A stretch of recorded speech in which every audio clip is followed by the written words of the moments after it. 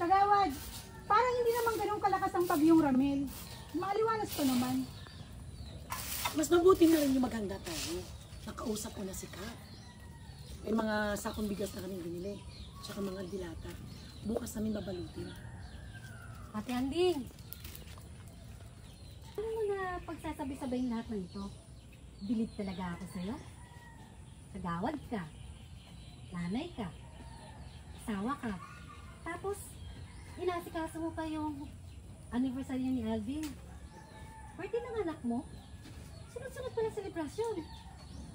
Ay nako. Tumataas na nga yung presyon ko. Sa totoo lang. Oh. Yan na yung dalawa.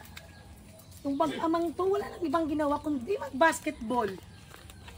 Babagyo na't lahat-lahat. Hindi naman eh.